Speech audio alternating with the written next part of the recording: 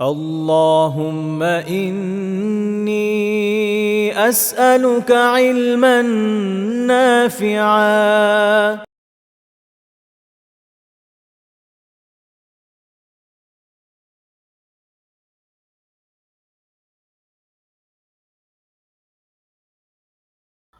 আসসালামু আলাইকুম রহমতুল্লাহ। আশা করি সবাই ভালো আছেন। সবাইকে আজকের দাসে স্বাগত জানাচ্ছি। ইন্নাল হামদুলিল্লাহ নাহমাদুহু ওয়া নাস্তাঈনুহু ওয়া নুসাল্লি আলা রাসূলিল কারীম ওয়া আলা আলিহি ওয়া সাহবিহি আজমাইন, আম্মা বাদ। আল্লাহ তাআলার অশেষ শুকরিয়া যে আজকে আমরা একদম নতুন আরেকটা টপিক শুরু করতে যাচ্ছি। গত দিনের আমাদের আলোচ্য বিষয় ছিল হচ্ছে বড়দের সাথে বা বয়স্কদের সাথে বা বৃদ্ধদের সাথে রাসূলুল্লাহ সাল্লাল্লাহু আলাইহি ওয়াসাল্লামের আচরণ। আর আজকে আমরা আলোচনা করতে যাচ্ছি ছোটদের সাথে রাসূলুল্লাহ সাল্লাল্লাহু আলাইহি ওয়াসাল্লামের আচরণ সম্পর্কে। এক্ষেত্রে শরিয়ার মূলনীতি ওইটাই আপনাদের খেয়াল থাকবে। এর আগে আমরা এটা নিয়ে আলোচনা করেছি। সুনান তিরমিজিতে সহিহ সনদে একটা হাদিস আছে যে রাসূলুল্লাহ সাল্লাল্লাহু আলাইহি ওয়াসাল্লাম বলেছেন যে লাইসা মিন্না মান লাম ইয়ারহাম সগীরানা, যে আমাদের ছোটদেরকে স্নেহ করে না বা তাদের প্রতি দয়া করে না। মান লাম ইয়ারহাম মানে তাদের প্রতি দয়া করে না, সে আমাদের কেউ নয়। অর্থাৎ এটা অত্যন্ত গুরুত্বপূর্ণ একটা বিষয়। ছোটদের জন্য জরুরি হচ্ছে তাদের প্রতি দয়া করা, তাদের প্রতি মহাব্বত রাখা, তাদের প্রতি স্নেহ করা। কারণ ছোটরা তো ছোটই, তাদের মূলত যে ধরনের টেক কেয়ার প্রয়োজন হয় সেটা হচ্ছে অনেক বেশি দয়ার প্রয়োজন পড়ে। কারণ কারণ হচ্ছে যে তাদের প্রতি যদি দয়া পরবশ না হওয়া যায়, সেক্ষেত্রে তারা যে ধরনের কাজকর্ম করে তাতে যে কারণে মাথা গরম হয়ে যাওয়া খুবই স্বাভাবিক। এবং যাদের মধ্যে ইসলামের এই শিক্ষা নেই, এমনকি শিক্ষা কি বলবো যে একদম সেকুলার নলেজ যেটা, সেখানেও বাচ্চাদেরকে যেভাবে টেক কেয়ার করার শিক্ষা দেওয়া হয় পৃথিবীর উন্নত দেশগুলোতে, ওই রকম শিক্ষা যার মধ্যে নেই, তো তাদেরকে আপনারা দেখবেন যে তারা বাচ্চাদের প্রতি অত্যন্ত হিংস্র আচরণ করে। আর এই কারণে আমরা দেখি যে একটা হচ্ছে যে ওই রকম উন্নত শিক্ষা না থাকার কারণে মাঝে মধ্যেই বিভিন্ন স্কুলের ডে কেয়ার সেন্টারের বিভিন্ন জায়গার ভিডিওতে এখন মাঝে মাঝেই চলে আসে দুঃখজনক, যে যেখানে দেখা যায় যে বাচ্চাদের সাথে সহিংস আচরণ করা হচ্ছে। যাদের দায়িত্ব ছিল তাদেরকে দেখভাল করার, তারা সেটা করছে না, কারণ তাদের মধ্যে দয়াটা নেই। একই রকম ভাবে আমরা দেখি যে বিভিন্ন প্রতিষ্ঠান যেগুলো দিনী প্রতিষ্ঠান হিসেবে বাজারে আছে, তো সে ধরনের প্রতিষ্ঠানের মধ্যেও ছোট ছোট বাচ্চাদের প্রতি বিভিন্ন ধরনের সহিংসতা প্রদর্শন করতে দেখা যায়। এর কারণ ওইটাই যে তারা নববী আদর্শ থেকে অনেক দূরে। বাচ্চাদের প্রতি সাথে স্নেহ পরবশ হতে হয়, স্নেহের সাথে তাদের টেক কেয়ার করতে হয় এবং তাদেরকে শিক্ষা দিতে হয়, তাদের তারবিয়া করতে হয়। আচ্ছা, তো এই জন্য এটা হচ্ছে ইসলামের একটা গুরুত্বপূর্ণ শিক্ষা যে বাচ্চাদের প্রতি দয়া থাকতে হবে, এবং যার মধ্যে এটা নেই, রাসূলুল্লাহ সাল্লাল্লাহু আলাইহি ওয়াসাল্লাম বলেছেন যে লাইসা মিন্না, সে আমাদের কেউ নয়। অর্থাৎ মূলত সে রাসূলুল্লাহ সাল্লাল্লাহু আলাইহি ওয়াসাল্লামের যে শিক্ষা, ইসলামের যে শিক্ষা, আহলে সুন্নাহ জামায়াতের যে শিক্ষা, তা থেকে দূরে। তো আমরা এখন দেখবো যে তিনি বাচ্চাদের সাথে কিরকম আচরণ করতেন। এমনি তো এর আগে আমাদের প্রাসঙ্গিকভাবে কিছু আলোচনা আগেও হয়ে গিয়েছে। তারপরে এখন একটু সিস্টেম্যাটিক্যালি বিষয়গুলো আরেকবার আলোচনা করব। তিনি ১ নম্বর পয়েন্ট হচ্ছে তিনি শিশুদের প্রতি দয়া এবং স্নেহ প্রদর্শন করতেন। এটা তো আমরা বিভিন্ন বর্ণনা থেকে জানি। এমনকি যদি শিশুটা অবৈধ সন্তান হয় তারপরও। গতদিন আমাদের একজন বোন এই প্রসঙ্গে একটা প্রশ্ন করেছিলেন। তখন এটা আমাদের কোয়েশ্চেন আনসার সেকশনে আলোচনা হয়েছিল। তখন আমি বলেছিলাম যে ইসলামের দৃষ্টিভঙ্গি এটা নয় যে কেউ যদি অবৈধ সন্তান হয়ে থাকে তার কোনো দায় আছে। তার কি দায়? তার তো কোনো দোষই নেই। দোষী যারা, দেখবেন যে তাদের যদি প্রতাপ প্রতিপত্তি থাকে, সম্পত্তি থাকে, তাদেরকে নিয়ে কারো মাথা ব্যথা থাকে না। আমাদের এই অঞ্চলের মানুষের স্বভাব হচ্ছে যে শক্তের ভক্ত নরমের জম। আপনি নরম হন, আপনার জম তো হয়েই ছাড়বে। আমি এর আগেও কয়েকবার বলেছি যে আমাদের যে বাগধারাগুলো, এগুলো মিনিংলেস না। এগুলো সার্টেন ইস্যুর কারণেই তৈরি হয়েছে। এই অঞ্চলের মানুষের যে প্রবণতা, সেটা আজকে যা আছে আরো আগে তাই ছিল। আমি একসময় খুব আগ্রহ নিয়ে ডাক ও খনার বচন পড়ে দেখেছিলাম। ওখানে বহু আগের জিনিস, বাট দেখলাম যে প্রবণতা সেম। ইভেন মাঝখানে চর্যাপদের কিছু শ্লোকের অনুবাদ দেখাও আমার তাই মনে হয়েছে যে খুব বেশি চেঞ্জ আসে নাই, মেন্টালিটি প্রায় একই। তো যাই হোক, তো শিশুর কোনো দোষ নেই। ইসলামের দৃষ্টিকোণ থেকে ওই শিশু তার প্রয়োজনীয় যা যা অধিকার সবই পাবে, সমাজের আদর্শ মানুষের মতোই। এই প্রসঙ্গে একটা হাদিস বলা যায়, সহিহ মুসলিমের 1695 নম্বর হাদিস, আপনাদের জানা থাকার কথা, যে মাইজ রাদিয়াল্লাহু তাআলা আনহু এবং একজন গামিদী সাহাবিয়া, তারা ব্যভিচারের অপরাধের কারণে তাদের উপর রজম করা হয়েছিল, তাদের প্রাথমিক হত্যা করা হয়েছিল। তো সেই নারী সাহাবিয়া যখন রাসূলুল্লাহ সাল্লাল্লাহু আলাইহি ওয়াসাল্লামের কাছে এসে বললেন, ইয়া রাসূলুল্লাহ ইন্নী ক্বাদ যানাইতু ফাতুহিরনি, আমি তো জিনা করে ফেলেছি, আমাকে পবিত্র করেন। রাসূলুল্লাহ সাল্লাল্লাহু আলাইহি ওয়াসাল্লাম তাকে ফিরিয়ে দিলেন। এটা নিয়ে আমরা আগেও আলোচনা করেছি যে ইসলামের দণ্ডবিধানটা আসলে কিভাবে কার্যকর হয়। আচ্ছা, পরের দিনও তিনি এসে আবার একই কথাই বললেন। শেষে উনি বললেন যে লিমা তারুজ্জুনি লাআল্লাকা আন তারুজ্জানি কামা রাদাত্তা মাইজা, আমাকে আপনি বারবার ফিরিয়ে দিচ্ছেন কেন? আপনি হয়তো এই জন্যই আমাকে ফিরিয়ে দিচ্ছেন, এভাবেই ফিরিয়ে দিতে চান যেভাবে আপনি মাইজ রাদিয়াল্লাহু তাআলা আনহুকে ফেরত দিয়েছিলেন। ফাওয়াল্লাহি ইন্নী লাহুবলা, তিনি বললেন যে আল্লাহর কসম, আমি তো গর্ভবতী হয়ে গিয়েছি। অর্থাৎ ওনার চিন্তা হচ্ছে যে ওনার তখন সন্তানও আছে পেটে। তো আল্লাহ রাসূল বললেন যে ইম্মালা ফাযহাবি হাত্তা তালিদি, আল্লাহ রাসূল সাল্লাল্লাহু আলাইহি সাল্লাম বললেন যে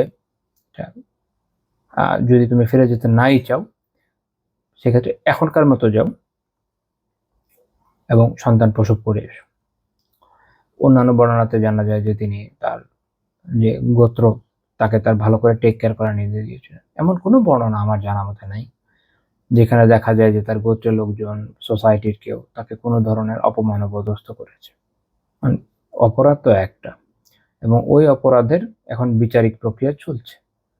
না এটার জন্য তার পরিবারকে হেনস্থা করা হবে, না তাকে করা হবে। এখন এগুলো আপনারা হাদিস পড়েন, নিজেরা দেখেন, বুঝেন, এবং আমাদের সামাজিক অবস্থাটা দেখেন, তাহলেই বুঝবেন যে আমরা কি করি। ফালাম্মা ওয়ালাদাত আতাতহু বিসাবিয়্যি ফি খিরকা, সন্তান হওয়ার পরে তিনি তার ভূমিষ্ঠ সন্তানকে এক টুকরো কাপড়ের মধ্যে নিয়ে রাসূলুল্লাহ সাল্লাল্লাহু আলাইহি ওয়াসাল্লামের কাছে আসলেন এবং বললেন, হাযা ওয়ালাদতুহু, আমি একে প্রসব করেছি। এখানে এই সাহাবিয়ার অবস্থানটাও দেখেন যে তওবা করার জন্য তিনি অনেক বেশি ব্যাকুল, যে কোনোভাবেই হোক তিনি চান যেন এটা কার্যকর হয়। এটা এত বড় তওবা বলে বোঝানোর মতো না, তাই না? কে যায় নিজের জানকে বিসর্জন দিতে? রাসূলুল্লাহ সাল্লাল্লাহু আলাইহি সাল্লাম বললেন যে ইযহাবি ফারজিহি হাত্তা তাফতিমে, তুমি যাও এবং তাকে দুধ পান করাও। দুধ পান করানোর যে সময়, এটা যখন শেষ হবে, অর্থাৎ এই শিশু যখন দুধ ছাড়াবে তখন এসো। এখানে হলো শরিয়ার সৌন্দর্য, যে কেউ যদি এই ধরনের অপরাধীও হয়, বা ধরেন কারো, অনেক ক্ষেত্রে হতে পারে না, একজন মহিলা অপরাধী বাট তার দুগ্ধপোষ্য শিশু আছে, এই শিশু তো কোনো দোষ নেই। একটু বড় হলে একটা কথা, যে তখন তাকে অন্য কারো হাওয়ালা করে দেওয়া যায়, অন্য কোনো আত্মীয় স্বজন তার দেখভাল করবে। কিন্তু আপনারা খেয়াল করলে দেখবেন যে এরকম বিভিন্ন ঘটনা আমরা অনেক সময় দেখেছি, পত্রিকায় পড়েছি, দেখেছি বলতে কি ভিডিওতে হয়তো এসছে, কোনো নিউজ চ্যানেলের বা পত্রিকায় পড়া হয়েছে, যে কোনো নারী, তাকে তার সন্তান সহ আটক করে রাখা হয়েছে, দুধের শিশু সহ। আছি ও বাবুর কি দোষ?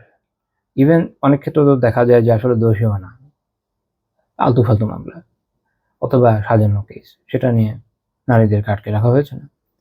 অথচ এইসব আইন, এইসব বিধিবিধান, এগুলো শ্রেষ্ঠত্বের বড় না, এগুলোর কি শ্রেষ্ঠত্ব আছে? মানে বলতে খারাপ লাগতে পারে, শুনতে খারাপ লাগতে পারে, বাট বাস্তবতা এটাই। আমরা সবাই কম বেশি জানি যেসব যারা বানিয়েছে, এতে তো কোনো সন্দেহ না যেগুলো প্রত্যেকটা পারমাধ্যম ছিল। ব্রিটিশ লাও, ব্রিটিশ সাথে মত করি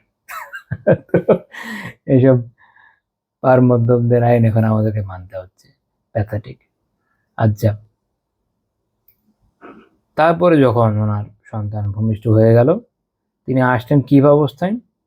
আতাতহু বিসাবিয়্যি ফি ইয়াদিহি খিসরাতু খাবজ, তখন তিনি এমন অবস্থায় আসলেন যে সন্তানের হাতে ছিল এক টুকরো রুটি। এটা থেকে বোঝানোর উদ্দেশ্য যে সে এখন আসলেই খাচ্ছে, এখন তার আর দুধের জরুরত নাই। এবং বললেন যে ইয়া নবী আল্লাহি ক্বাদ ফাতামতুহু ওয়া ক্বাদ আকালা আত-তাআমা, আমি তো তাকে দুধ খাওয়ানো শেষ করেছি এবং সে এখন খাবার খাচ্ছে। ফাদাফা সাবিয়্যা ইলা রাজুলিন মিনাল মুসলিমিন, এরপরে এই শিশুকে একজন মুসলিম পুরুষের কাছে দায়িত্ব দিয়ে দেওয়া হয়, অর্থাৎ এমন হবে না যে সে কোনো দায়িত্বহীন অবস্থায় এসব কথিত অরফানেজ বা কথিত সরকারি স্কুল, ওগুলো কিচ্ছু না, ওগুলো হচ্ছে বাচ্চাগুলোর জীবন শেষ করার একটা প্রতিষ্ঠান, ওসব জায়গায় দিয়ে দেয় যেটা, এগুলো সারিয়া ভাবে বলে নাই। হ্যাঁ, ওটা হতে পারে যদি আসলে আপনি ওখানে তার দায়িত্বগুলোকে সঠিকভাবে পালনের ব্যবস্থা করতে পারেন। তো আমরা তো জানি যে হয় না, ওখানে বাচ্চারা নিগৃহীত হয়। কিছুদিন আগেও একটা নিউজে দেখেছিলাম যে একটা ইভেন ওইসব জায়গাতে একটা মেয়ে কি ধর্ষণের শিকার হয়ে গেল একটা অল্প বয়স মেয়ে। অর্থাৎ তাদের টেক কেয়ার যেভাবে নেওয়া দরকার কিছুই করা হয় না। সো এরকম আপনারা অনেক কিছুই জানবেন। তো এইসব জায়গা না, তার প্রকৃত দেখভাল হোক, পারফেক্টলি হোক, শারিয়া ইসলামী রাষ্ট্র এটাকে নিশ্চিত করবে। এরপরে রাসূলুল্লাহ সাল্লাল্লাহু আলাইহি ওয়াসাল্লাম ওই নারীকে তার উপর সাজা প্রয়োগের নির্দেশনা দিলেন। তো আমরা এখানে যেটা দেখলাম, এই যে শিশুর প্রতি দয়া এবং স্নেহ প্রদর্শন, এমনকি সে যদি অবৈধ হয়, ঠিক আছে, এটা হচ্ছে শরিয়া সৌন্দর্য। 2 নম্বর, তিনি শিশুদের তাহানিক করা দিতেন। সহিহ মুসলিমের 2144 নম্বর হাদিস, আনাস বিন মালিক রাদিয়াল্লাহু তাআলা আনহু বলেন, যাহাবতু বিআবদিল্লাহ বিন আবি তালহা আল আনসারী ইলা রাসূলিল্লাহি সাল্লাল্লাহু আলাইহি ওয়াসাল্লাম হিনা উলিদা।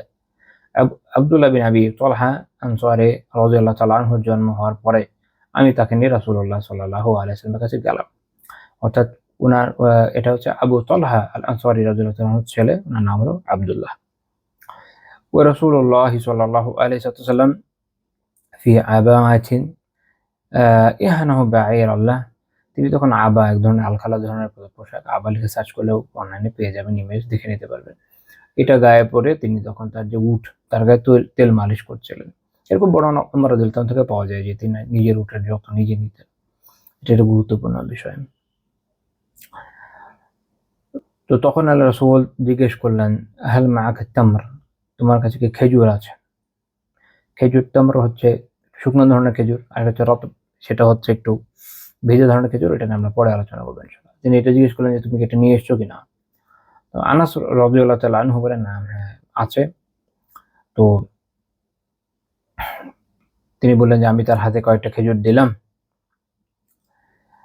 ফানাওয়ালতুহু তামারাত, আমি তাকে কয়েকটি খেজুর দিলাম।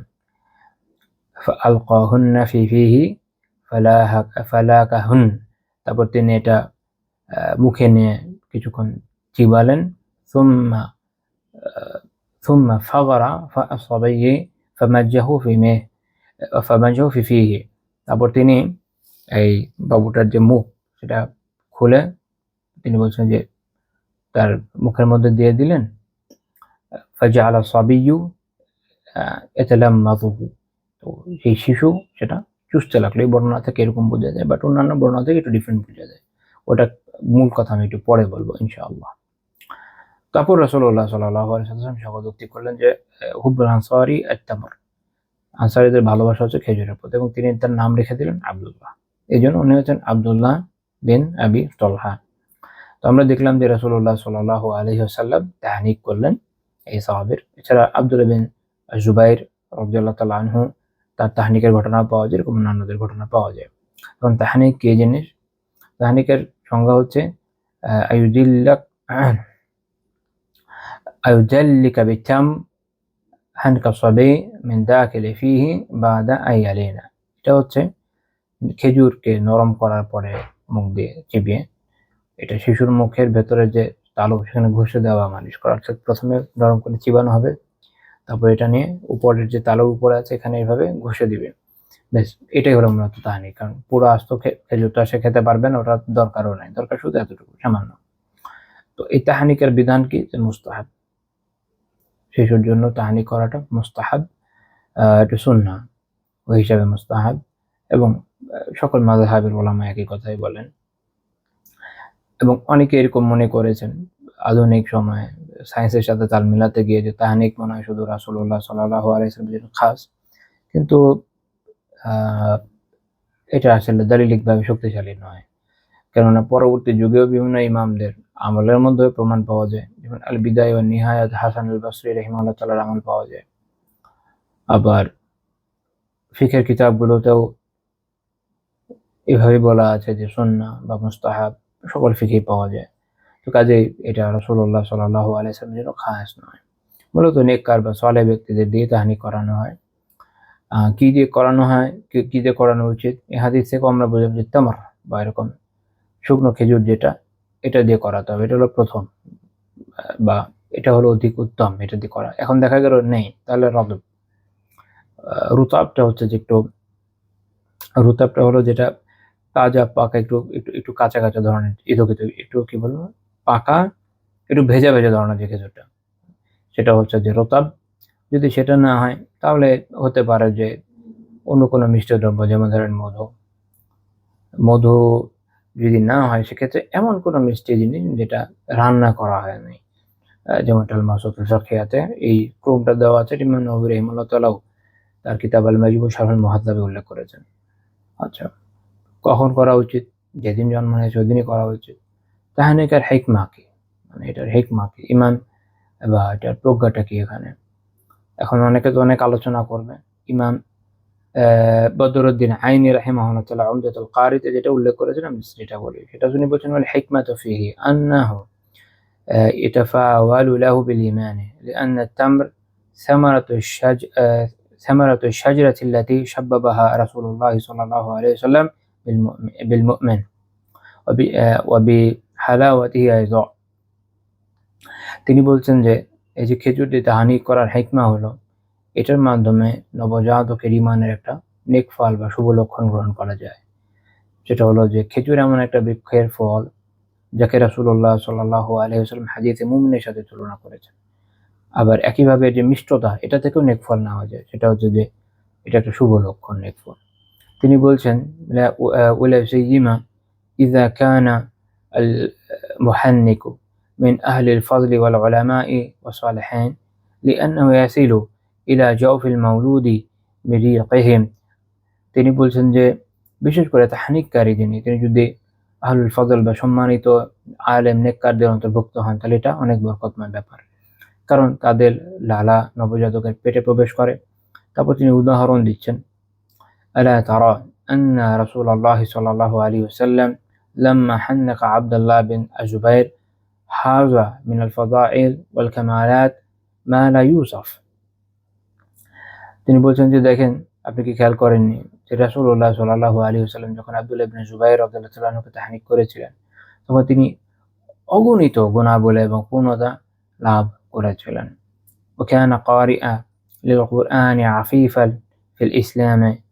তিনি কোরআনের বড় কারি, কোরআনের বড় জ্ঞানী ছিলেন এবং ইসলামে অত্যন্ত চরিত্রবান পবিত্র ব্যক্তিত্ব ছিলেন। وكذلك عبد الله بن أبي طلحة যার কথা আমরা মাত্র আলোচনা করলাম, كان من أهل العلم والفضل والتقدم في الخير ببركة ريقه المبارك। তিনি বলছেন যে আব্দুল্লাহ বিন আবি তালহা রাদিয়াল্লাহু তাআলা আনহু রাসূলুল্লাহ সাল্লাল্লাহু আলাইহি ওয়াসাল্লামের বরকতময় লালার যে ফজিলত, এটার কারণে ইলম, মর্যাদা এবং খায়রে অগ্রগামী ব্যক্তিতে অন্তর্ভুক্ত হয়েছিলেন। এই একটা হিকমা ইমাম বদরুদ্দিন আইনি রাহিমাহুল্লাহ তাআলা উমদাতুল কারিতে উল্লেখ করেছেন। আল্লাহু আ'লাম, হিকমত আল্লাহই ভালো জানেন, আল্লাহু আ'লাম। আচ্ছা, আমরা দেখলাম যে রাসূলুল্লাহ সাল্লাল্লাহু আলাইহি ওয়াসাল্লাম তাহনিক করে দিতেন শিশুদের। 3 নম্বর পয়েন্ট হলো তিনি শিশুদের সুন্দর নাম রাখতেন। সাল বিন সাদ রাদিয়াল্লাহু তাআলা আনহু বলেন, উতিয়া বিল মুনযির বিন আবি উসাইদ ইলা রাসূলিল্লাহ সাল্লাল্লাহু আলাইহি ওয়াসাল্লাম হিনা ইউলিদ। মুনযির বিন উসাইদ রাদিয়াল্লাহু তাআলা আনহুর জন্মের পরে তাকে আল্লাহর রাসূলের কাছে আনা হলো। ফাওয়াদাআহু নবী সাল্লাল্লাহু আলাইহি ওয়াসাল্লাম আলা ফাখিদি। নবী সাল্লাল্লাহু আলাইহি ওয়াসাল্লাম তাকে তার রানের উপরে রাখলেন। ওয়া আবু উসাইদিন জালিস। আবু উসাইদ রাদিয়াল্লাহু তাআলা আনহু পাশে বসেছিলেন। ফালাহিয়া নবী সাল্লাল্লাহু আলাইহি ওয়াসাল্লাম বিশাইইন বাইনা ইয়াদাইহি। নবী সাল্লাল্লাহু আলাইহি ওয়াসাল্লাম তখন তার সামনে উপস্থিত অন্য কোনো বিষয়ের দিকে মনোযোগী হলেন। فأمر أبو سعيد بابنه فاحتمل من على فخذ رسول الله صلى الله عليه وسلم فأقبلوه فاشتفاق رسول الله صلى الله عليه وسلم فقال أين الصبي। তো যেহেতু আল্লাহ রাসূল বিজি ছিলেন, এই কারণে আবু সাঈদ রাদিয়াল্লাহু তাআলা আনহু কাউকে বললেন যে তাকে নিয়ে যেতে। তো তাকে আল্লাহ রাসূলের কোল থেকে নিয়ে ফেরত পাঠিয়ে দেওয়া হলো। তো রাসূলুল্লাহ সাল্লাল্লাহু আলাইহি ওয়াসাল্লাম এত বেশি ব্যস্ত ছিলেন খেয়ালই করেননি যে কোল থেকে নিয়ে চলে গেছেন। যখন তিনি ফ্রি হলেন আসলে, মানে জাস্ট আমি আবিধানিক অনুবাদ না করে মূল কথাই বলছি যাতে আমরা বুঝে যাই। তখন তিনি বলেন যে আইনা সাবি, বাচ্চাটা কোথায়? তো আবু সাঈদ রাদিয়াল্লাহু তাআলা আনহু বলেন যে আকবালনাহু ইয়া রাসূলুল্লাহ, ইয়া রাসূলুল্লাহ, তাকে তো ফেরত পাঠিয়ে দিয়েছে। আল্লাহ রাসূল জিজ্ঞেস করলেন যে মাসমুহু, তার নাম কি? তো তিনি বলেন ফুলান ইয়া রাসূলুল্লাহ, অমুক নাম লিখেছে, কোনো একটা নাম লিখেছে। আল্লাহ রাসূল এটা কোনো কারণে হয়তো পছন্দ হয়নি। তো তিনি বলেন লা লা ওয়ালাকিন ইসমুহু আল মুনযির, বরং তার নাম হবে এখন মুনযির। তারপর থেকে তাকে আল মুনযির নামেই ডাকা হয়। মুনযির নাম কেন রাখলেন? ইমাম কুতুবী আবুল আব্বাস আল কুতুবী রাহিমাহুল্লাহ তাআলা আল মুফহিম লিমা আশকালা মিন তালখিস কিতাবি মুসলিমে বলছেন وإنما سمى النبي صلى الله عليه وسلم ابن أبي بوصيد المنذر باسم ابن عم أبيه المنذر بن عمرو। রাসূলুল্লাহ সাল্লাল্লাহু আলাইহি ওয়াসাল্লাম তার নাম আল মুনযির রেখেছেন মূলত তার বাবার চাচাতো ভাই আল মুনযির বিন আমরের নাম অনুযায়ী। আল মুনযির বিন আমর উনি একজন বড় সাহাবী ছিলেন। তিনি তার উপাধি ছিল আল মুআনিক, আল মুআনিক বিল আল মুআনিক লিয়ামুত। তাকে বলা হতো যে মুআনিক লিয়ামুত, যিনি হচ্ছেন যে মৃত্যুর পানে খুব দ্রুত ধাবমান এরকম ব্যক্তি। উনি বীরে মাউনার যে মর্মান্তিক ঘটনা রয়েছে, আপনাদের জানা আছে কিনা জানি না, ধোঁকার মাধ্যমে বেশ কিছু সাহাবীকে শহীদ করে দেওয়া হয়। তো বীরে মাউনার যে সাহাবীরা শহীদ হয়েছিলেন তাদের সেনাপতি ছিলেন আল মুনযির বিন আমর রাদিয়াল্লাহু তাআলা আনহু। তো ইমাম কুরতুবী রাহিমাহুল্লাহ বলছেন ফাসামাহু নবী সাল্লাল্লাহু আলাইহি ওয়াসাল্লাম বিল মুনযির লিয়াকুনা খালাফাম মিনহু। রাসূলুল্লাহ সাল্লাল্লাহু আলাইহি ওয়াসাল্লাম তার নাম মুনযির এই জন্য রাখলেন যেন তিনি এই সাহাবীর মতো একজন যোগ্য উত্তরসূরি হতে পারেন, একই ফ্যামিলি যেহেতু। এখান থেকে আমরা বুঝলাম যে যদিও উত্তম, যেমন আপনারা জানান হাদিস থেকে যে আব্দুল্লাহ আব্দুর রহমান আল্লাহ তাআলার খুব প্রিয় নাম, অন্যান্য হাদিস থেকে আমরা নবীদের নাম অনুযায়ী নাম রাখার কথা পাই। এছাড়াও নেককার ব্যক্তিদের নাম অনুযায়ী যে নাম রাখা যায় তা এখানে বোঝা গেল। কারণ রাসূলুল্লাহ সাল্লাল্লাহু আলাইহি ওয়াসাল্লাম অন্য একজন নেককার সাহাবীর নাম অনুযায়ী এই সাহাবীর নাম রাখলেন।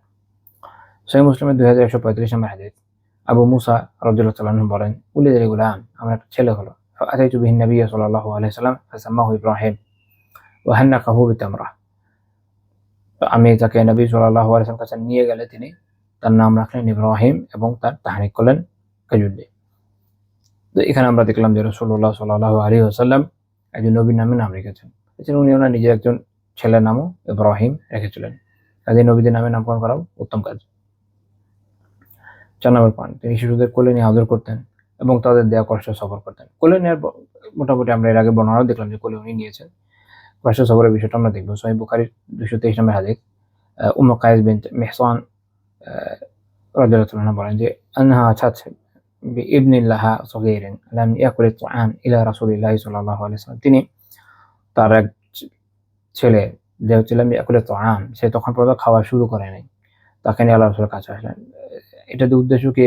লাম ইয়াকুল আত-তাআম, ইমাম ইবনে হাজার রাহিমাহুল্লাহ ফাথুল বারীতে বলছেন এটা দিয়ে উদ্দেশ্য হচ্ছে সে দুধ ব্যতীত অন্য ধরনের কোনো খাদ্য খায়নি। তবে ব্যতিক্রম হচ্ছে যেমন জন্মের সময় যদি তাহানিক করে, ওই তাহানিক বা চিকিৎসা বা অন্য কোনো প্রয়োজনে সামান্য চেটে খাওয়ার মতো কোনো ওষুধ বেগুলো যদি দেওয়া হয় সেটা ব্যতিক্রম হতে পারে। এটা দিয়ে মূল উদ্দেশ্য হচ্ছে এই কথাটা দিয়ে তিনি বলছেন আনিল মুরাদ আন্নাহু লাম ইয়াহসুল লাহু আল ইক্তিদা বিগাইরি লাবান আলাল ইস্তিকলাল, অর্থাৎ দুধ ছাড়া অন্য কোনো খাদ্যের মাধ্যমে একদম স্বতন্ত্রভাবে পুষ্টি গ্রহণ সে এখনো শুরু করেনি, অর্থাৎ মূলত সে শুধু দুধই খায়।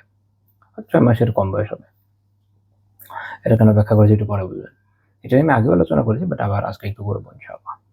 তিনি বলছেন যে ফাআজরাহু রাসূলুল্লাহ সাল্লাল্লাহু আলাইহি ওয়াসাল্লাম ফি হাজরিহি, আল্লাহ রাসূল সাল্লাল্লাহু আলাইহি ওয়াসাল্লাম তাকে তার রানের কোলের উপরে বসালেন। ফাবাল আলা সাওবিহি, তো তার এই ছেলে আল্লাহ রাসূল সাল্লাল্লাহু আলাইহি ওয়াসাল্লামের কাপড়ের উপর প্রস্রাব করে দিলেন। বাচ্চারা যেটা করে ফেলে, এখন এটা একটা কষ্ট, তাই না? অনেক সময় মানুষ কি করে, আরে সরাও হিসু করে দিয়েছে, বাচ্চা তো হিসু করতেই পারে, তাহলে কোলে নিয়েছেন কি মনে করে। আচ্ছা, তো তাহলে এরকম কষ্ট কি করা উচিত? সবর করা উচিত। ফাদা বিমাইন ফানাদাহু ওয়া লাম ইয়াগতাসিল, নবী সাল্লাল্লাহু আলাইহি ওয়াসাল্লাম পানি আনলেন এবং তার উপর ঢেলে দিলেন, তিনি এটাকে গোসল করালেন না। এটাতে আমি এভাবে অনুবাদ করেছি, এটা কারণ আছে বোঝার জন্য মাসালা। মূল কথা হচ্ছে যে এমন শিশু, এই হাদিস থেকে বোঝা যায় যে এমন শিশু যে শুধুমাত্র দুধ খায়, অর্থাৎ এখন অন্য কোনো খাবার খাওয়া শুরু করে নাই, ওই পর্যন্ত একটা ছেলে শিশু যদি প্রস্রাব করে দেয়, এটা পাক করার পদ্ধতি শরিয়াতে হচ্ছে যে উপরে পানি ছেড়ে দিতে হয়। মানে এক তো হচ্ছে পাক করতে কি করতে হয়, ভালো মতো পানি দিয়ে ধুতে হয়, সেটাকে নিংড়াতে হয়, তাই না? এখানে এটা জরুরি না, এখানে জরুরি হচ্ছে আপনার নাজ বা রাশ, অর্থাৎ পানি, যেটা ইবনে হাজার রহমাতুল্লাহ ফাতুল বারিতে আলোচনা করেছেন, ইমাম ইবনে কুদামা রহমাতুল্লাহ আল মুগনিতে আলোচনা করেছেন। অর্থাৎ জাস্ট পানিকে এমন ভাবে ঢেলে দেন, ঢেলে দেওয়ার পর জায়গাটা যেন ভিজে যায়, পানি ঢেলে দেন, ভিজে যাক, শেষ। তবে যখন থেকে সে খাবার খাওয়া শুরু করবে তখন থেকে হবে না।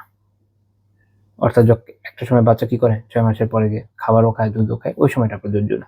এটা তখনকার জন্য প্রযোজ্য যখন খাবার খাওয়া শুরু করেনি। 1-2 নম্বর হলো, অনেকে এরকম মনে করে যে এই শব্দ থেকে যেহেতু নাজহ আছে, নাজহের একটা অর্থ কোনো কোনো জায়গায় এরকম আছে হ্রাস, ছিটিয়ে দেওয়া।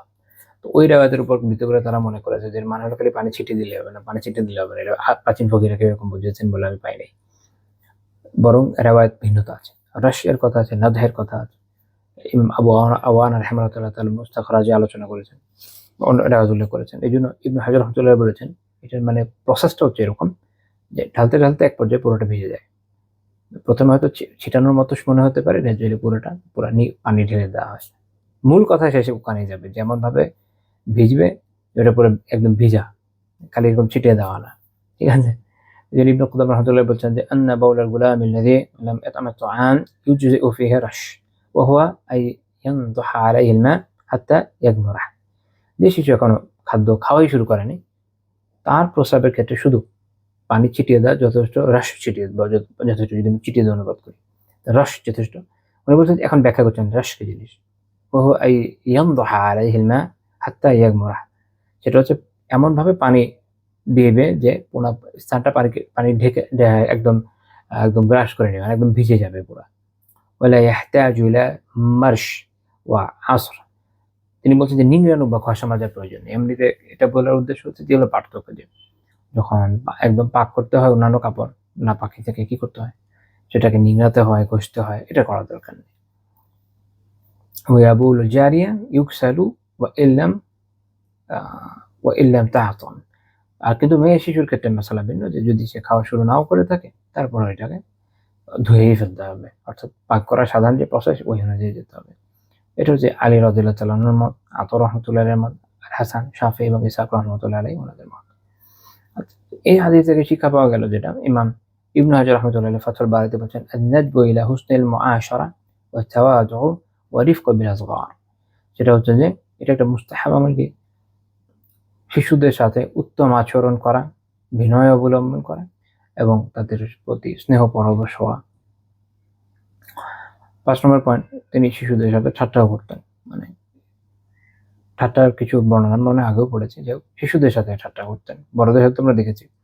সহিহ বুখারী 77 নম্বর হাদিসে আছে, মাহমুদ বিন রাবি রাদিয়াল্লাহু তাআলা আনহু বলেন যে আকালতু মিনান নবী সাল্লাল্লাহু আলাইহি ওয়াসাল্লাম মাজ্জাতান মাজ্জা ফি ওয়াজহি আনা ইবনু খামস সিনিনা মিন দাল। তো তিনি মূল বর্ণনা করছেন যেটা, যে তিনি যখন 5 বছরের ছিলেন, নবী সাল্লাল্লাহু আলাইহি ওয়াসাল্লাম তার উপরে বলছেন মাজ্জাতান মাজ্জা ফি ওয়াজহি, তার মুখের উপরে পানি দিতেন। এটা মানে ব্যাখ্যা করলে হচ্ছে এরকম, পানি মুখে নিয়ে করে এরকম যে আমরা দিই, এটা হলো মাজ্জা। এভাবে করে পানি তার উপর ছিটিয়ে দিতেন। তো বোঝা যাচ্ছে যে বেশ দুষ্টুমি করেছেন। দুষ্টুমি শব্দটা আসলে তার সামনে প্রয়োগ করা ঠিক হচ্ছে কিনা, ঠাট্টা করেছেন বলা যেতে পারে। আচ্ছা, শিশুদের সাথে তিনি খেলাধুলা করতেন, এরকম কিছু বর্ণনা পাওয়া যায়। তাদের সাথে এরকম ঠাট্টা করতেন, তাদের সাথে মানে যেভাবে তাদেরকে মনোরঞ্জন করা যায় তিনি করতেন। ইমাম জিয়া আল মাকদিসি রাহিমাহুল্লাহ তাআলা আল আহাদিসুল মুখতারা একটা হাদিস উল্লেখ করেছেন আনাস রাদিয়াল্লাহু তাআলা আনহু থেকে, কানা নবী সাল্লাল্লাহু আলাইহি ওয়াসাল্লাম ইউলাইবু যায়নাব বিনত সালামাহ, তিনি যায়নাব বিনত সালামা রাদিয়াল্লাহু তাআলা আনহার সাথে খেলতেন আল্লাহ রাসূল সাল্লাল্লাহু আলাইহি ওয়াসাল্লাম। তো এখানে একটা ব্যাপার আপনাদের খেয়াল থাকবে যে সালামা রাদিয়াল্লাহু তাআলা আনহা রাসূলুল্লাহ সাল্লাল্লাহু আলাইহি ওয়াসাল্লামের স্ত্রী ছিলেন, যায়নাব রাদিয়াল্লাহু তাআলা আনহা ছিলেন তার আগের ঘরের সন্তান। তো সেই হিসাবে তিনি হচ্ছেন তার স্ত্রীর আগের ঘরের মেয়ে। আমি মনে হয় এর আগে বলেছিলাম যে রাসূলুল্লাহ সাল্লাল্লাহু আলাইহি ওয়াসাল্লাম তার যত এরকম স্ত্রীদের আগের ঘরে যে সন্তানদেরকে তিনি পেয়েছেন, এদের সবাইকে পিতৃস্নেহে বড় করেছেন। অথচ অনেক ক্ষেত্রে দেখা যায় যে মানুষ তার আগের ঘরের সন্তানদের নিজের সন্তান মনেই করে না। আপনার তো রক্ত সম্পর্কের দরকার নেই তো। বৈবাহিক সম্পর্কের মাধ্যমেই তো হুরমত সাবিত হয়েছে না? তার মানে তো আপনাদের মধ্যে একটা ওই বন্ডিংটা আছে যেটা পিতা এবং সন্তানের মধ্যে থাকে। তো ওটা রক্ষা না করলে কিভাবে হবে? প্যাথেটিক। ওয়াহু ইয়াকুল, এবং তিনি তাকে বলতেন, ইয়া জুয়াইনিব ইয়া জুয়াইনিব মিন আল্লাহ। তিনি তাকে বলতেন, হে জুয়াইনিব হে জুয়াইনিব।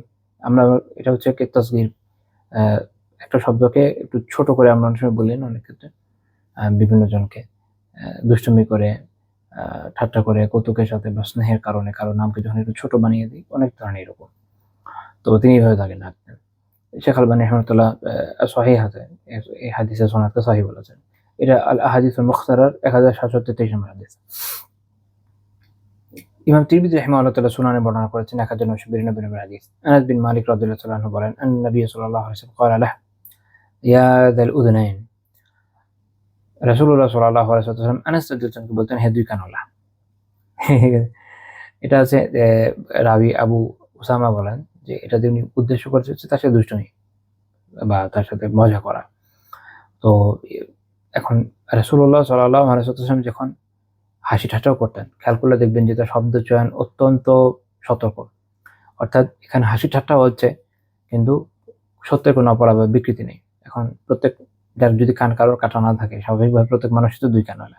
কিন্তু শুনতে খুব মজা লাগে। এজন্য উনি বলছেন, ইয়াদাল উযুনাইন, হে দুই কানওয়ালা, এভাবে ডাকতেন। এই হাদিসে সনদ শেখ আলবানী রাহিমাহুল্লাহ সহিহ বলেছেন। ৬ নম্বর পয়েন্ট, তিনি শিশুদের মাঝে প্রতিযোগিতা করাতেন। শিশুরা খেলাধুলা ভালোবাসে এবং তাদের একাধিক জনের মধ্যে যখন প্রতিযোগিতা করা হয়, একজনের পুরস্কৃত করা হয়, তখন এর মাধ্যমে তাদের বন্ডিংও যেমন শক্তিশালী হয়, তাদের মধ্যে এগিয়ে যাওয়ার মানসিকতা তৈরি হয়, তাদের বিকাশে সহায়ক হয়। এবং আপনি যখন তাদেরকে এই কথাটা রাখবেন, আপনার প্রতি তার ট্রাস্ট তৈরি হবে। সবকিছু মিলিয়ে উত্তম ভাবে শিশুদেরকে মানুষ করার জন্য এই বিষয়টা খুব দরকার। ইমাম আহমদ রাহিমাহুল্লাহ তাআলা মুসনাদে উল্লেখ করেছেন 1834 নম্বর হাদিস, আব্দুল্লাহ বিন আল হারিস রাদিয়াল্লাহু তাআলা আনহু বলেন, কানা রাসূলুল্লাহ সাল্লাল্লাহু আলাইহি ওয়াসাল্লাম ইয়াসুফু আব্দুল্লাহ ওয়া উবাইদুল্লাহ ওয়া কুসায়রা বানি আল আব্বাস। আব্বাস রাদিয়াল্লাহু আনহুর ছেলেরা আব্দুল্লাহ, উবাইদুল এবং কুসায়র, তাদেরকে রাসূলুল্লাহ সাল্লাল্লাহু আলাইহি ওয়াসাল্লাম এক সারিতে দাঁড় করাতেন। সুম্মা ইয়াকুল, তারপর বলতেন, মান সাবাকা ইলাইয়া ফালাহু কাযা ওয়া কাযা। যে তোমাদের মধ্যে দৌড়ে আগে আমার কাছে এসে পৌঁছাতে পারবে, তার জন্য অমুক অমুক পুরস্কার থাকবে। ওরা বর্ণনাকারী বলেন, ফায়াস্তাবিকুনা ইলাই, তারপর তারা তার কাছে যাওয়ার জন্য দৌড় প্রতিযোগিতা করত, তার কাছে যেত। ফায়াকাউনা আলা যুহরিহি ওয়া সাদরিহি ফায়ুকাব্বিলুহুম ওয়ায়ালতাজিমুহুম। তারা দৌড়ে তার কাছে যেত, এসে তার পিঠে, তার বুকে ঝাঁপিয়ে পড়তো। তিনি তাদের চুমু দিতেন, তাদের বুকে জড়িয়ে ধরতেন। সুবহানাল্লাহিল আযীম ওয়া বিহামদিহি। এটা হচ্ছে সন্তানদেরকে, বাচ্চাদেরকে উত্তমভাবে লালন পালন করা। দেখেন যে এনারা হচ্ছেন আব্বাস রাদিয়াল্লাহু তাআলা আনহুর ছেলে। আব্বাস রাদিয়াল্লাহু তাআলা আনহু ছিলেন রাসূলুল্লাহ সাল্লাল্লাহু আলাইহি ওয়াসাল্লামের চাচা। তিনারা তার চাচাতো ভাই, কিন্তু ছোট। তো আল্লাহ রাসূল সাল্লাল্লাহু আলাইহি ওয়াসাল্লাম তাদের সাথে যে ধরনের ব্যবহার করেছেন, অনেক ক্ষেত্রে মানুষ এখন নিজের সন্তানের সাথে ব্যবহার করতে পারে না, দুঃখজনক, তাই না? তো ইমাম হাইতামী রাহমাতুল্লাহ মাজমা যাওয়ায়েদে বলেছেন যে এটা ইমাম আহমদ রাহিমাহুল্লাহ হাসান সনদে বর্ণনা করেছেন, মাজমা যাওয়ায়েদের 14203 নম্বর হাদিস। ৭ নম্বর পয়েন্ট, তিনি সাল্লাল্লাহু আলাইহি ওয়াসাল্লাম বাচ্চাদের পাশ দিয়ে গেলে তাদেরকে সালাম দিতেন। আপনারা জানেন যে সাধারণ নীতি হচ্ছে যে ছোটরা বড়দের সালাম দিবেন, কিন্তু ছোটরা কোথাও আছে, বড়রা তাদের পাশ দিয়ে গেলে তাদের সালাম দিতে পারবেন এমন তো কোনো কথা নাই, নিষেধাজ্ঞাও নেই। এবং হাদিস আছে যে বাচ্চারা যখন অসতর্ক, আল্লাহ রাসূল নিজেই দিতেন। সহিহ বুখারী 6247 নম্বর হাদিস। আনাস রাদিয়াল্লাহু তাআলা আনহু বলেন, আন্নাহু মাররা আলা সাবিয়ান ফাসাল্লামা আলাইহিম ওয়া ক্বাল কানা নাবিয়্যু সাল্লাল্লাহু আলাইহি ওয়াসাল্লাম ইয়াফআলুহু। একবার আনাস রাদিয়াল্লাহু তাআলা আনহু বাচ্চাদের পাশ দিয়ে যাওয়ার সময় তাদেরকে সালাম দিলেন এবং বললেন যে নবী সাল্লাল্লাহু আলাইহি ওয়াসাল্লাম এই কাজই করতেন। তো আমরা এখান থেকে কি শিখলাম? বাচ্চারা যদি নাও দেয়, আমরা দিয়ে দেব ইনশাআল্লাহ। আল্লাহ তৌফিক দান করেন সবাইকে। ৮ নম্বর পয়েন্ট, তিনি ছোটদের মাথায় হাত বুলিয়ে দিতেন। ইমাম আন-নাসাঈ রাহিমাহুল্লাহ তাআলা সুনানুল কুবরায় হাদিস উল্লেখ করেছেন, ৮২৯১ নম্বর হাদিস। আনাস রাদিয়াল্লাহু তাআলা আনহু থেকে, কানা রাসূলুল্লাহ সাল্লাল্লাহু আলাইহি ওয়াসাল্লাম ইয়াজুরুল আনসার। রাসূলুল্লাহ সাল্লাল্লাহু আলাইহি ওয়াসাল্লাম আনসারী সাহাবীদের বাসায় যেতেন, তাদের দেখতে যেতেন, তাদের সাথে দেখা সাক্ষাৎ করতে যেতেন। ফায়ুসাল্লিমু আলা সাবিয়ানিহিম, গিয়ে তিনি ওখানকার যে বাচ্চারা তাদেরকে সালাম দিতেন। সুবহানাল্লাহ, এটা একটা শেখার বিষয়, তাই না? ওয়ায়ামসাহু বিরুউসিহিম, এবং তাদের মাথায় হাত বুলিয়ে দিতেন। ওয়ায়াদউ লাহুম, এবং তাদের জন্য দোয়া করতেন। শেখ আলবানী রাহমাতুল্লাহ সনদকে সহিহ বলেছেন। তো এখানে আমরা অনেকগুলো শিক্ষা পেলাম। একলো পরিচিতদের বাসায় যাওয়া মাঝে মাঝে সম্ভব হলে, দেখেন রাসূলুল্লাহ সাল্লাল্লাহু আলাইহি ওয়াসাল্লামের চেয়ে ব্যস্ত আর কি। মানে আমাদের অবস্থা এরকম যে ওই কামালাত তো আর আমাদের নাই, আমরা খালি ফেঁসেই যাচ্ছি কাজের মধ্যে। আল্লাহ তাআলা আমাদের জন্য আসান করেন, আমিন। তো এটাও একটা গুরুত্বপূর্ণ শিক্ষা যে পরিচিতদের দেখতে যাওয়া, তাদের বাচ্চাদের সালাম দেওয়া। অনেক সময় যেটা হয় যে বাচ্চাদেরকে দেখতে গেলে বড়রা শিখিয়ে দেন না যে হ্যাঁ অমুক এসেছেন সালাম দাও, এটা ভালো, এটা শিক্ষা দেওয়া উচিত, এই আদব তো শেখানো দরকার। অনেক সময় আমরা দুষ্টুমি করে হয়তো বলি হ্যাঁ আসো আসো আসসালামু আলাইকুম, বাট এটা আমাদের এখন থেকে হওয়া উচিত কি আল্লাহ রাসূল সাল্লাল্লাহু আলাইহি ওয়াসাল্লামের অনুসরণের নিয়তে, যে তিনি দিতেন আমরা দিই, তাহলে এটা আরো বেশি সওয়াবের বিষয়, তাই না? তারপর হচ্ছে বাচ্চাদের মাথায় হাত বুলিয়ে দেওয়া, এটা আমরা শিখলাম, এবং তাদের জন্য দোয়া করা, তাদের জন্য খায়ের এবং বারাকার দোয়া করা। আমার মনে হয় এই একটা আমল, বিশেষ করে দোয়া করা বাচ্চাদের জন্য, এটা আমাদের থেকে অনেক বেশি ছুটে যায়। ৯ নম্বর পয়েন্ট, তিনি শিশুদের গালে হাত বুলিয়ে আদর করে দিতেন। অনেকে তো অপছন্দ করে, এখনকার যে সিচুয়েশনে পছন্দ করা একটু মুশকিল, কিছু কিছু সিচুয়েশন এমন হয়ে যায়, তাই না? কে যে কি নিয়তে চাচ্ছে আল্লাহু আ'লাম, বাট এমনি আল্লাহ রাসূল গালে হাত বুলিয়ে আদর করে দিতেন। সহিহ মুসলিমের 2329 নম্বর হাদিস, জাবির বিন সামুরা রাদিয়াল্লাহু তাআলা বলেন, সাল্লাইতু মা রাসূলিল্লাহি সাল্লাল্লাহু আলাইহি ওয়াসাল্লাম সালাতুল উলা, আমি রাসূলুল্লাহ সাল্লাল্লাহু আলাইহি ওয়াসাল্লামের সাথে যোহরের সালাত আদায় করলাম। সুম্মা খারাজা ইলা আহলিহি ওয়া খারাজতু মাআহু, তিনি তার বাড়িতে যাওয়ার জন্য বের হলেন, আমিও তার সাথে বের হলাম। ফাস্তাকবালাহু ওয়ালদানুন ফাস্তাকবালাহু ওয়ালদানুন ফাজাআলা ইয়ামসাহু খাদ্দা আহাদিহিম ওয়াহিদা ওয়াহিদা। তো এই সময় তার সামনে কতগুলো শিশু আসলো, তিনি এদের প্রত্যেকেরই একজন একজন করে সবার গালে স্পর্শ করে মূলত আদর করে দিলেন। তো এই সাহাবী বলছেন যে ওয়া আম্মা আনা ফামাসা খাদ্দি, তিনি আমার গালেও হাত বুলিয়ে দিলেন, আমার গালেও হাত বুলিয়ে দিলেন। ফাওয়াজাদতু লিয়াদিহি বারদা আও রিহা কাআন্নামা আখরাজাহা মিন জুনাতি আত-তার, তো আমি তার এমন ঠান্ডা পরশ এবং সুগন্ধি পেয়েছি তার হাত থেকে, মনে হলো যেন তিনি মাত্রই কোনো খুশবুওয়ালা পাত্র থেকে হাত বের করে এনেছেন। মূলত রাসূলুল্লাহ সাল্লাল্লাহু আলাইহি ওয়াসাল্লাম তো আতর এমনি পছন্দ করতেন, কিন্তু তার নিজের সুগন্ধই ছিল অনেক সুন্দর, এই জন্য উনি এই কথাটা বলেছেন। ইমাম ইকমালুল মুনাইমে এটার ব্যাখ্যায় এই কথা এসেছে, সুন্দর একটা কথা আছে যে ফিহি হুসনু খুলুকি ওয়া ইশরাতিহি মা আস-সাগীরি ওয়াল কাবীরি ওয়া বাশীতিহি লাহুম, এটার মধ্যে, এই ঘটনার মধ্যে, হাদিসের মধ্যে ছোট বড় সবার সাথে রাসূলুল্লাহ সাল্লাল্লাহু আলাইহি ওয়াসাল্লামের উত্তম চরিত্র, সুন্দর মেলামেশা, সবার প্রতি তার যে প্রফুল্লতা এবং উদার মনোভাব, এটার পরিচয় রয়েছে। তো আলহামদুলিল্লাহ, আজকের এই আলোচনার মাধ্যমে আমরা ৯টা পয়েন্ট এবং প্রথমে মূলত সহ মোট ১০টা পয়েন্ট আলহামদুলিল্লাহ আলোচনা করলাম, যে রাসূলুল্লাহ সাল্লাল্লাহু আলাইহি ওয়াসাল্লাম ছোটদের সাথে কেমন আচরণ করতেন, কেমন ব্যবহার করতেন। আল্লাহ তাআলা আমাদেরকে তৌফিক দান করেন আমরা যেন বাচ্চাদের সাথে এরকম ব্যবহার করতে পারি। দেখেন বাচ্চারা হচ্ছে আহ মূলত বড়দের ইনভেস্টমেন্ট। এখন এক তো হচ্ছে যে অনেকের জন্য এটা দুনিয়াবি ইনভেস্টমেন্ট, এরপর কি রিটার্ন আসে তা আপনারা সবাই জানেন। আরেক দল লোক আছেন যারা সংখ্যা হয়তো কম, তো তাদের জন্য বাচ্চারা হচ্ছে আখিরাতের ইনভেস্টমেন্ট। অর্থাৎ এই বাচ্চাদেরকে উত্তমভাবে যদি লালন পালন করে যাওয়া যায়, উত্তম তারবিয়াত দেওয়া যায়, উত্তমভাবে শিক্ষা দেওয়া যায়, তো পরকালে ইনশাআল্লাহ তাআলা এর ফজিলত পাওয়া যাবে এবং এর দায়বদ্ধতা থেকেও রেহাই পাওয়া যাবে। এর প্রশ্নোত্তর যখন আল্লাহ তাআলার কাছে হবে এই দায়িত্বের, সেটা থেকেও ইনশাআল্লাহ তাআলা মুক্তি পাওয়া যাবে, আশা করা যায়। তো এই জন্য সন্তানদের লালন পালন কারো জন্য হচ্ছে মূলত ইবাদত, যেহেতু আল্লাহ তাআলা এই সম্পর্কে জিজ্ঞেস করবেন। এবং এই ধরনের মানুষের জন্য বিশেষ করে রাসূলুল্লাহ সাল্লাল্লাহু আলাইহি ওয়াসাল্লামের সুন্নাতেই রয়েছে একমাত্র আদর্শ, উত্তম এবং একমাত্র আদর্শ। এবং এগুলোকে যদি আমরা সঠিকভাবে আমল করতে পারি, তো আশা আছে যে আল্লাহ তাআলার মেহেরবানিতে আমরা আমাদের দায়বদ্ধতা আদায়, আমাদের যে দায়িত্ব তা আদায় সক্ষম হব। বাকি হিদায়াত তো আল্লাহ তাআলার হাতে, ওটা আমরা চাইলেও তো যে কাউকে হিদায়াত দিয়ে দিতে পারি না, বাট চেষ্টা করাটা এটা আমাদের দায়িত্ব, আর সেটা ইনশাআল্লাহ এটা থেকে আমরা দায়মুক্ত হবো বলে আশা করা যায়। বিশেষ করে বর্তমান কঠিন সময়, যখন বাচ্চাদেরকে দিনের উপর রাখা, হিদায়াতের উপরে রাখা, উত্তম শিক্ষা দিয়ে রাখা, এটা একটা বিশাল চ্যালেঞ্জ। অনেকে মনে করে যে এটা মনে হয় শুধুমাত্র ওয়েস্টার্ন হেমিস্ফিয়ারে অনেক টাফ, বিষয়টা শুধু এরকম না। ইস্টেও খুব বেশি পার্থক্য নেই, ইভেন মিডল ইস্টেও খুব বেশি পার্থক্য নেই। সব জায়গাতে দিনদার নেককার মানুষ যারা, তারা তাদের সন্তানের তারবিয়াত নিয়ে তো একটু চিন্তাই থাকেন, কারণ সিচুয়েশনটাই এরকম। আর এখন আর ইস্ট ওয়েস্ট বলে তো এক হিসাবে কিছু নাই, কারণ সকল খারাপই আবার সকল ভালাই সবই এক জায়গা থেকে আপনি ইজিলি পেয়ে যেতে পারছেন ইন্টারনেটের মাধ্যমে। এবং এটার প্রভাবটাও খুব বেশি ভালো হচ্ছে এটা তো বলবো না, বিশেষ করে আমাদের মতো দেশে, যেখানে মানুষ আসলে এর জন্য আগে থেকে না ট্রেন্ড আপ ছিল, না তাদের মানসিক প্রস্তুতি ছিল, না এখানকার যারা দায়িত্বশীল তারা এই বিষয়ে সতর্ক সচেতন ছিলেন। ফল হচ্ছে এরকম যে আমরা আসলে রীতিমতো উত্তাল প্লাবনের সামনে পড়ে গিয়েছি। এখনকার সময়ে আরো বিশেষভাবে এটা জরুরি যেন আমরা কোরআন এবং সুন্নাহ থেকে এ প্রসঙ্গে আমাদের যে দিক নির্দেশনা তা অর্জন করতে সক্ষম হই এবং নিজেদের জীবনে উত্তমভাবে তাকে আমল করতে পারি। তাহলে আশা করা যায় যে ইনশাআল্লাহ তাআলা কিছু না কিছু বেনিফিট তো আমরা অবশ্যই পাবো। আল্লাহ তাআলা আমাদের বিষয়গুলো বোঝার এবং আমলে তৌফিক দান করেন। আমিন। সুবহানাকাল্লাহুম্মা বিহামদিক লা ইলাহা ইল্লা আনতা আস্তাগফিরুকা ওয়া আতুবু